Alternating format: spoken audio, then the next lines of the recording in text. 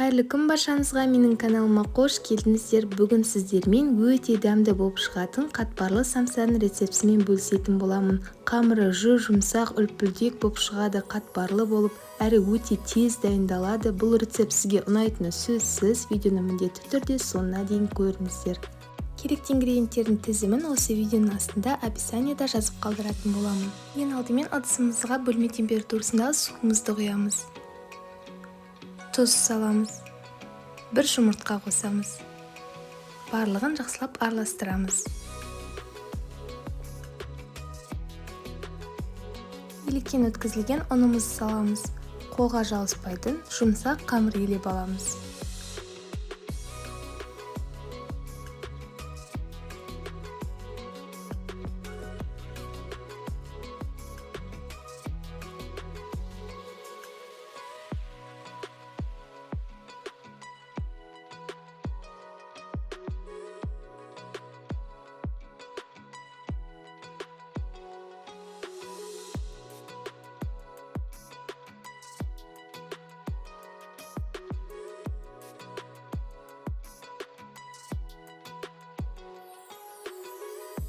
Мінекей бізде осындай жұмсақ қамыр дайын болды. Енді бетін жауып демалуға 10 минутқа қойып қоямыз.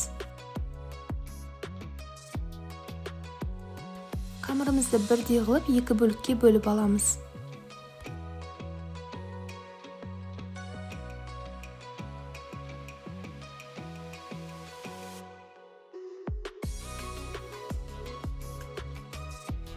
Қамырымыздың 2 бөлігінде жұқа қылып жайып аламыз. Жабыспас үшін ұн сепсеңіздер болады.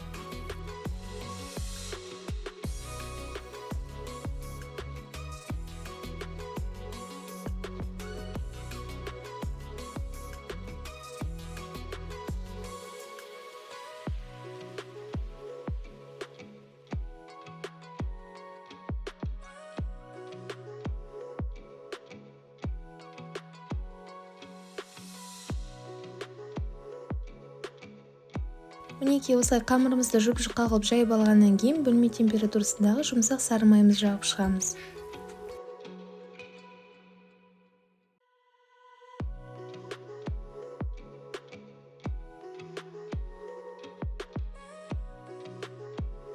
Сары майымызды жақсылап жағып шыққаннан кейін қамырымыздың екінші бөлігін бетіне жайғастыратын боламыз. Екінші бөлігіне де тағы да сары май жағатын боламыз.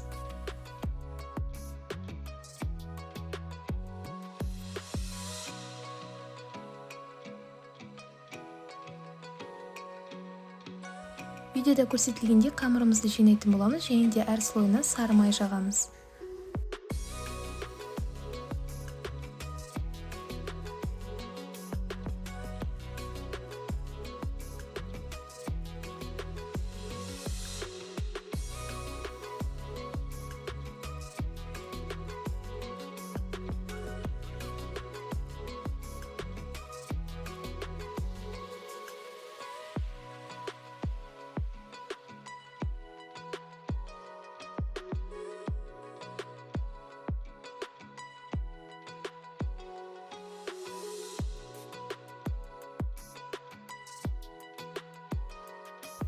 Мінекей қамырымызды осылай жинақтап алғаннан кейін салфанға салып жарты сағатқа тоңазытқышқа қойып қоямыз.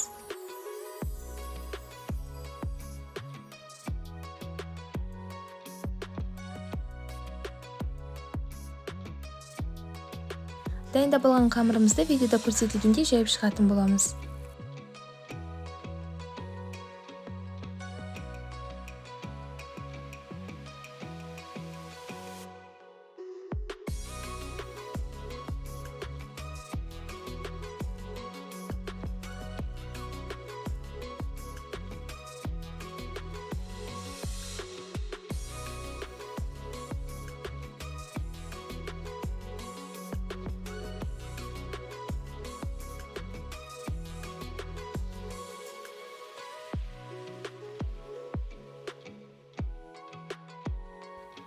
Ортасына салмасын салып түйіп шығатын боламыз. Салмасына менде әдеттегідей тартылған ет, картоп, пияз және де дәміне қарай тұз бұрышын салдым.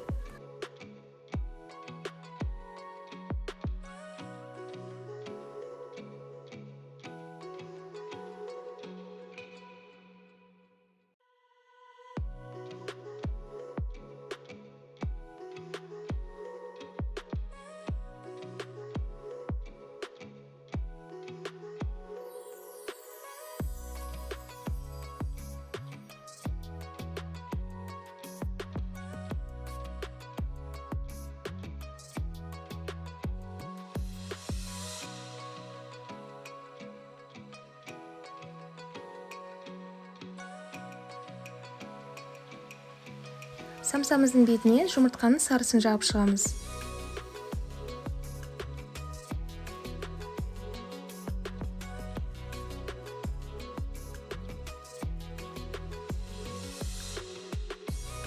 Самсаларымызды қызып тұрған пеште 180 градуста қызарғанша пісіретін боламыз. Шамамен 25-30 минуттай өз пешіңізге қарай ориентир ұстасаңыздар болады. Мінекей біздің самсаларымыз дайын болды. Өте дәмді болып шығады. Қамыры жұмсақ, қатпарлы болып, әрі өте тез дайындалады. Сіздер де міндетті түрде дайындап көріңіздер, ас болсын. Ал егер де сіздерге менің видеом ұнаса, лайк басып, комментарий жазуды ұмытпаңыздар.